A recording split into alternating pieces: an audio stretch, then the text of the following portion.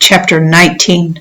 Some weeks ago, I was on this one stretch down in Vermont. It's a piece of trail where you'll cross a couple of country roads, but you won't see a single gas station or convenience store the whole way. It's about 3 days of travel before you can even think about a resupply. I was traveling with another thru hiker named Arsenic.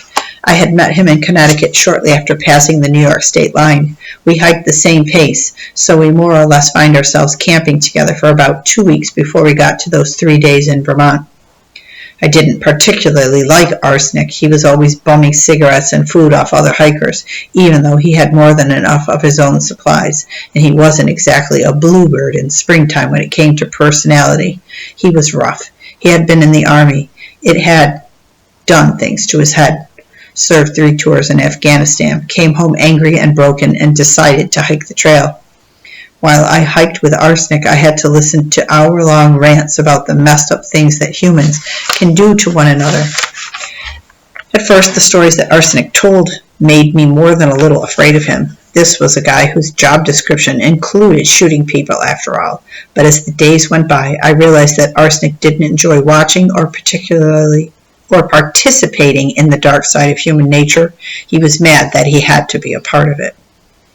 That first day in Vermont, Arsenic and I had booked it pretty hard and got 23 miles from the last town before we set up camp for the night. We were stopped at a shelter, just the 2 of us. It was pretty late for trail time, about 7 o'clock, with the sun hurrying down toward the horizon. We left our dinners inside the shelter, 3 packets of ramen noodles each, and went out to hang the rest of our food. We were rigging our bear bag and had been able to throw our rope over a high branch of a beech tree. We had tied the sack with all our food to the rope, and I was just starting to haul it up when we saw the shape coming out from the shadows. It was covered with shaggy black fur, and it was very, very big. A bear, I breathed, not a funny one like the one Moose and I had run into last night. Winging It nods. Not just a bear, a hungry bear. Winging It reaches for a water bottle and takes a deep swig, coming face to face with something with claws and teeth, something that will eat meat, and realizing that in the end you are potentially just another meal for a wild animal is a frightening thing. And here we are with all our food on an open sack on the ground and a massive black bear lumbering our way. Arsenic goes running and I am left holding the rope. In that moment I have to make a decision. Run for it and lose whatever the bear decides to eat, or try and scare it away.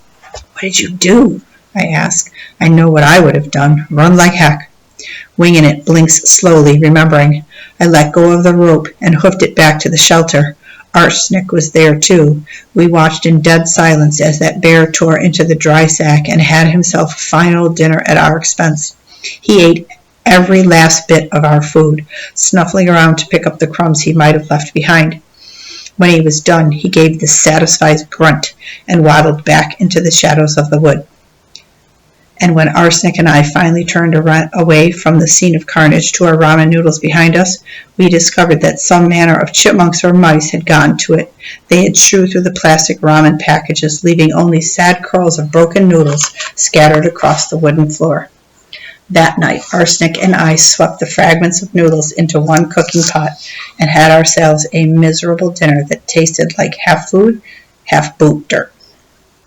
We had to decide if we were going to backtrack for a resupply, adding almost 25 extra miles to our journey, or if we were going to press on and hope that we would find people with extra food that they could give us. Even though I've had my dinner, my stomach growls at the thought of hiking for so long with so little food. What did you do? I asked again. Arsenic and I made different decisions. Arsenic was convinced that even if we ran into people, they wouldn't spare us any food. He decided to backtrack. In all honesty, his pessimism was practical, but I had faith that I would be able to get by. Winging It takes another sip of water. The next morning we said goodbye to each other and parted ways. By mid-afternoon, I was starting to think that Arsenic had been right, and by nightfall, I was convinced of it. I had crossed a road and waited 4 hours for a hitch to a town. A couple of cars passed, but no one picked me up, so I kept going. I didn't see a single human soul over the 19 miles I traveled that day. The only food I had had was a few chocolate smears that had been left inside a Hershey bar wrapper that I found at around mile 12. That night there was a cold snap, and I found myself shivering like a wet dog inside my sleeping bag. I didn't have enough calories to keep warm. When dawn came, I was shaking so hard from hunger that I could barely stand up. I made it about 12 more miles, and then I was done. I staggered and fell, and no amount of willpower was going to get me back up again. And so I dragged myself to a tree by the side of the trail and sat and waited. I was there for 6 hours, just waiting, too tired to swat the mosquitoes slurping away at my blood and the flies buzzing around my ears. And as evening crept on and the sun began to set, I heard someone coming down the trail. I cleared my throat and began to call out for help, and who should answer but a familiar, irritated voice? It was Arsenic. He had backtracked, filled his pack with food, and then hitchhiked to a spot on the highway, bushwhacked to the shelter where we had met the bear, and had started hiking to find me.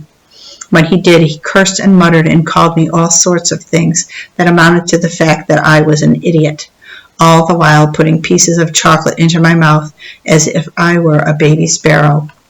An hour later, I was able to get up and help pitch a tent, and a week later it was me who Arsenic leaned on for over 6 miles as he hopped out of the wilderness on a broken ankle. A quiet descends. Winging It tips back his water bottle and finishes the last of his water. He turns to me.